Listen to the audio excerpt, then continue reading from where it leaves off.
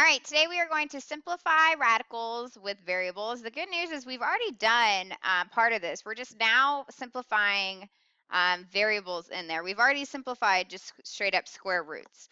So it's the same type of, or you start off the same way. You take the coefficient, which is 450. So you're going to take 450 and you're going to factor it out. So it's even, so it's divisible by 2. It's not even anymore, so you cannot divide by 2. However, it is divisible by 3. That's also divisible by 3. And then that's 5 and 5. All right, remember, it's a square root, so you have to have 2 friends to go outside. So 2 does not, 3 has a friend, 5 has a friend. So here's my square root. 2 stays inside, 3 goes out, 5 goes out. Now we're going to deal with the variables. X squared is just x times x. Y to the 5th is just 5y's. And then z is just straight up z. It's the same kind of idea. You have to have 2 friends to go outside.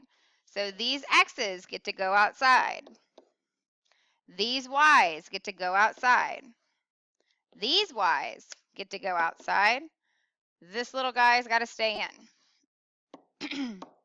For my z, he doesn't have a friend, so he stays inside. Now I just simplify it all. So 3 times 5 is 15. Y times y is y squared. And then inside I've got a 2yz. Done. Next one, I take the number 168. It's even, so 284. It's even, so 242. It's even, 221. And then that's 3 and 7. All right, so it's a square root. So I have to have 2 friends to go outside. Yay, they have a friend. They get to go out. No other 2, so he stays in. 3 stays in, and 7 stays in. Okay, A is just A. B to the 3rd is 3 B's. And C is just C. So A does not have a friend, so it stays in. B has a friend, so it gets to come out, but this one stays inside. And then C stays inside. Now I just go ahead and simplify it. 2 times B is 2B. And then 2 times 3 times 7 is 42. And then I have an A, B, C. Honestly, guys, what you need to see is if you have an odd number, right, because you have to have a pair to go outside. If you have an odd exponent, you're going to be left with at least one, or you're going to be left with one inside because our exponent's up here to the first and to the first, right? Versus if you look back at the other one, if it's an even exponent, like x squared, then there's not going to be an x left inside your radical at the end because they all get to move out. Versus the y and the z were an odd number, so they're going to get at least one left inside. So really, you can just divide the exponent by 2, and that's how many people get to come out, right? So if we take like y to the 5th, if I take 2 out, that would be 4, so it gets to come out, and then there's one left inside. All right, last example. All right, I take 210, it's even, so that's 2 and 105. That's divisible by 3. And then 35 is just 5 and 7. Okay, I draw my square root sign. Unfortunately, 2 doesn't have a friend, 3 doesn't have a friend, 5 doesn't have a friend, 7 doesn't have a friend. So all of these have to stay inside. Nobody gets to go out. Now I've got h to the 5th, which is 5 h's. Now once again, my exponent is odd, so I know I'm going to have one left inside at the end.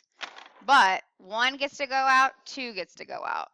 So 1, 2, 1 stays in. Okay, j to the 3rd is 3 j's. Once again, let's make this to the 8th.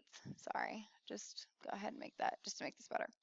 All right, so j to the third is 3j's. It's an odd number, so I know I'm going to have 1 left inside. But 1 gets to go out. And then this one's left inside. And then I've got k to the 8th. I'm going to have to move this because I already know I'm not going to have enough room. All right. Okay. Now I should have enough room. All right, so then I've got k to the 8th. That's an even amount, so all of them should be able to go outside. They should all be able to find a pair. 1, 2, 3, 4, that's 6, 7, 8. All right, so 1, 2, 3, 4 get to go out. None of them are left inside once in because that was an even number. So now I just simplify it. H times H is H squared. I've got 1J. And I've got 4K, so K to the 4th. Inside, 2 times 3 times 5 times 7 is 210. And then I'm left with an HJ. Another thing to remember is inside that radical, you should never have, like your variables should never be more than just to the first power, h to the first. Because if I had h to the squared here, remember I can still take that out. So that wouldn't make sense. Okay? Let's just get rid of that. Okay? So that's my final answer. Here are your practice problems. Have all 4 of them ready.